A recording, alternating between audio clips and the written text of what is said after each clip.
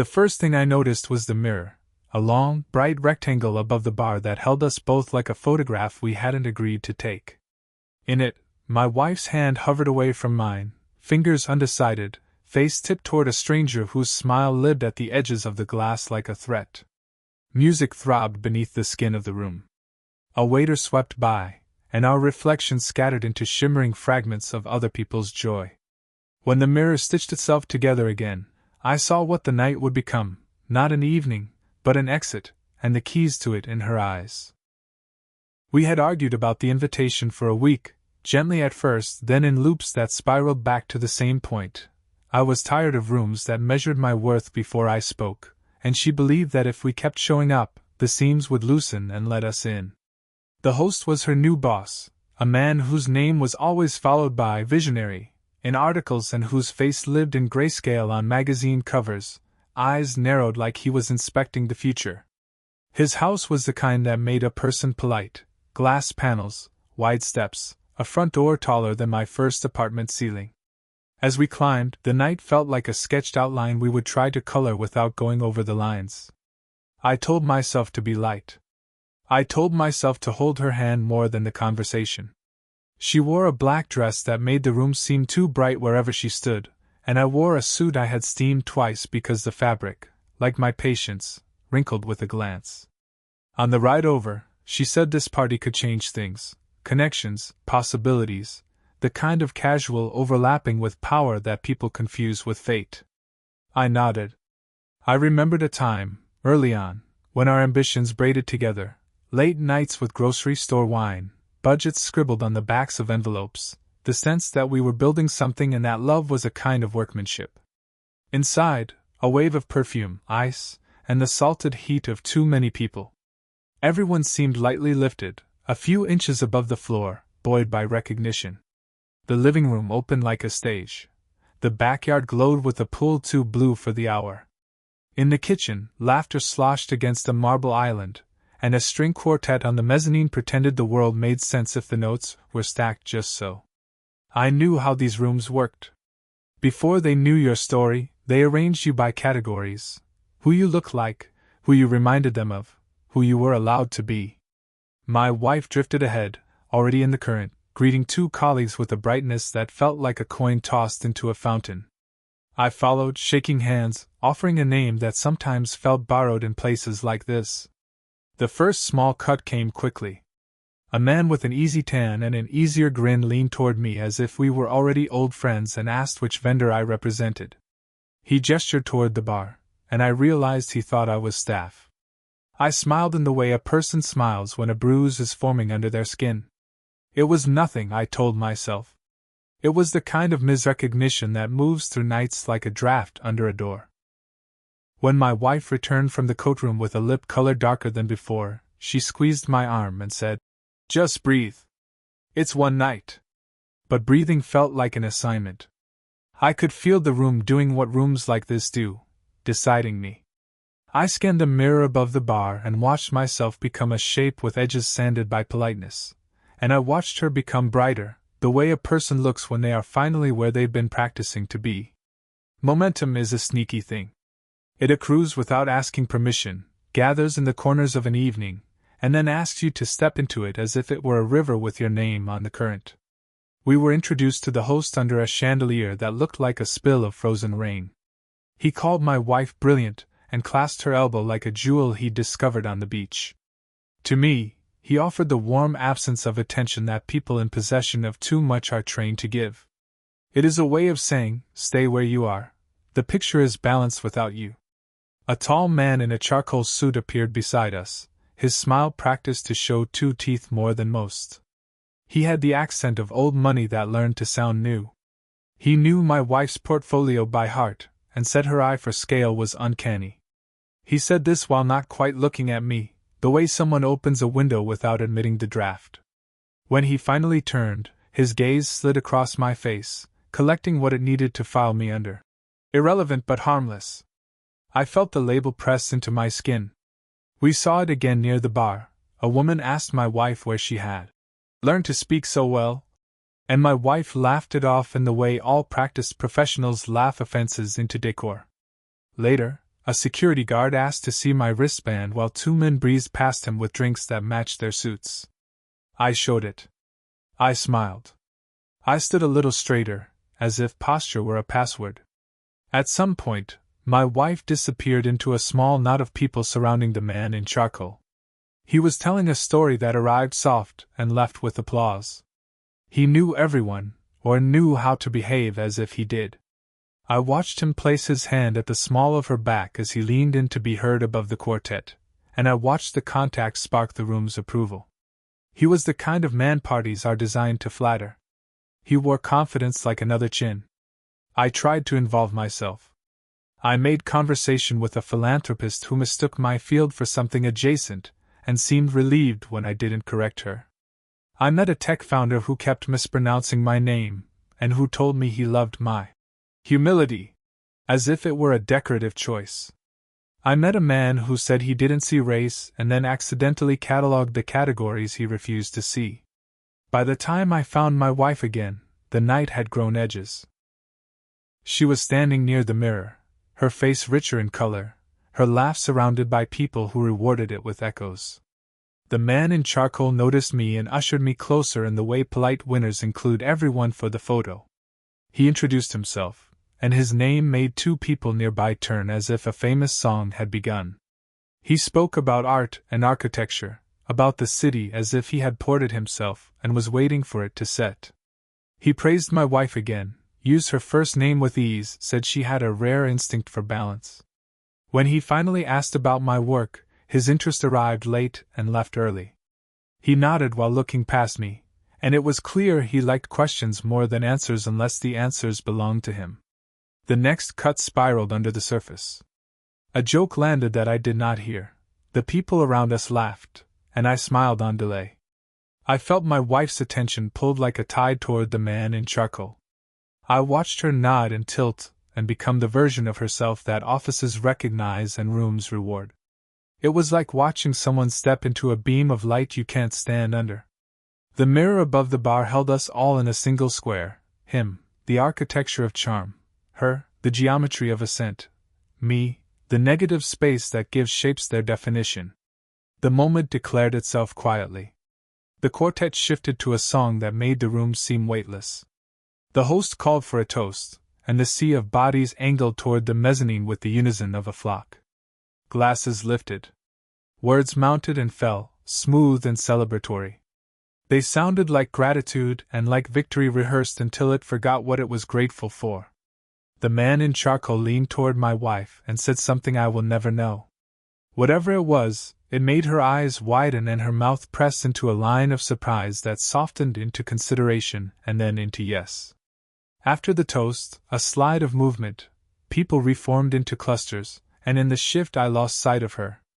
I drifted through the living room, collecting small refusals disguised as acknowledgments. The security guard checked my wristband again with a smile that asked me to forgive him for doing his job only when I walked by. At the pool, the light made everyone beautiful, even the ones who didn't need the help. It smelled like chlorine and ambition. I found her near the side exit that led to the driveway, where the night was cooler and the noise thin enough to hear breath. She was with him. They stood in the space of a conversation that had already made its decision. He gestured to a waiting car, the kind whose doors seemed to open themselves. The driver did not glance toward me. My wife's hand hovered, a question pressed into the skin of her own wrist. She saw me and did not startle. She held my gaze the way a person holds a fragile object, with care and the acceptance that it might break anyway. There was no scene. No raised voice, no spectacle, no plea to the invisible judges of a public place. There was just that hovered hand and the practiced certainty of a man who believed the world leaned toward him because it always had. And there was me, square in the mirror of the glass door, forced to witness not only her leaving, but the ease with which the night explained it to itself. She stepped forward. The car door drew a breath and widened. The man in charcoal placed his palm at her back and guided her with the gentleness of someone steering a priceless object. They slipped in. The door closed with a sigh of money well spent. The security guard glanced at me and away, as if I were the kind of detail that ruins a story if you look too closely. In the silence left behind, I felt the entire party reorganize itself around a new fact. The wife of a promising future had chosen the straightest road to it. The living room continued to glow. Laughter re-spooled. A waiter adjusted a line of glasses. The mirror above the bar settled back into reflecting joy. And I stood at the edge of the driveway, holding the thin weight of my ring like a coin I was not sure belonged to me anymore. The ride home was a walk. I did not call a car. I did not text her because I did not know which version of her received messages. The night air peeled against my face, and the sidewalks made the kind of sound that reminds a person the earth is a real thing. I thought of the early years, of laughter that did not need an audience to verify it, of meals built from whatever we could afford, of plans spoken into rooms that did not yet judge us. I thought of the way success edits a person until what remains looks like progress in a resume and like subtraction in a heart. When I reached our building, the doorman nodded with the politeness of someone who knows your names but not your story. The elevator made small arithmetic of the floors. In our apartment, the facts were undecorated, her coat on the back of a chair, her perfume still mapping the hallway, the bed we had chosen for softness suddenly too wide for one person's thoughts. I left the suit jacket on a chair and sat with the tenderness that follows shock. It is strange, the way a betrayal requires a careful inventory. You examine your own memory for evidence you had overlooked. You assess the crime scene you carried inside your chest. There were clues, of course. Not the gaudy ones dramas prefer, but subtle shifts, an impatience she wore like a slender necklace, a brightness that arrived only when other people turned toward her, a faint recall when strangers mistook me for staff or security or something less than a guest. She had tired of correcting the world's low expectations. She had tired of living alongside the slow arithmetic of injustice that kept recalculating our worth depending on who stood nearby. In rooms like the one we just left, I was a reminder of the mathematics she wanted to escape. That night, sleep came in increments. I dreamed of that mirror, of reflections choosing their own reality. In the morning, the news had not changed and the sun behaved like it always does, impartial, persisting. Her message arrived near noon. The apology was brief and careful, as if engineered to be true without touching the truth. She said she needed to think. She said the party had made her feel seen in a way she had been starving for. She said it wasn't about me, which is one of the ways a person tells you it absolutely is. Days folded into a new routine. I went to work. I answered emails with the efficiency of someone determined to remove his heart from the workflow. I ate food that asked little of me. I noticed the world with the sharpened sight of hurt. A woman clutching her bag tighter in an elevator when I entered. A cashier thanking the customer behind me before noticing I had already paid. A neighbor who complimented my diction like it was something I had acquired at great expense. The lattice of minor violences had always been there, but now each strand glowed. I understood with renewed clarity how rooms decide who belongs and how some people exhaust themselves learning the customs of belonging while others inherit them like family silver. A week later, she returned to talk. We sat at the small table that had once held our budgets, and now held our verdicts. She looked beautiful in the particular way grief refines a face. She said she had not planned that night. She said the man had shown her a version of herself she wanted to meet. I believed she believed that. I also believed that the party had done the choosing for her. The man in charcoal had merely provided an exit with good upholstery. She said she was sorry. I said I knew. We arranged our lives into respectful halves, the way people who once promised forever learn to compromise with time. Friends asked if I was angry. Anger was there, of course, but it felt like a flare, brief, bright, not useful for navigation. What lasted was recognition of the quiet ways a culture can tilt a person until they slide. My wife had not left with a man so much as with a story that had been told to her again and again. That proximity to certain kinds of power would protect her from the erasures that shadowed us in less curated rooms. If you are applauded long enough in one direction, you begin to believe the clapping is proof that the compass points that way. I read more. I listen more. I thought of my parents' cautionary tales, of the way they taught me to hold my name like a passport, to keep my temper sheet because it would cost me more than it would cost others. I thought of the small humiliations I had downshifted into jokes to make them digestible. I thought of the mirror and how it complicated truth by making it plural. In one pane, I was a man holding a glass and deflecting assumptions with a smile. In another, I was a husband watching a decision harden along the edge of a jaw I had kissed 1,000 times. Time did what it always does when asked to be a surgeon. It removed what could not be saved and left a scar to confirm the work. I moved apartments. I rearranged the furniture of my days so that the spaces where she used to stand felt less like missing and more like room. The city did not apologize, it never does. But it offered its neutral gifts. A park that did not mind if I walked the same path twice. A coffee shop that remembered my order without announcing it like a kindness.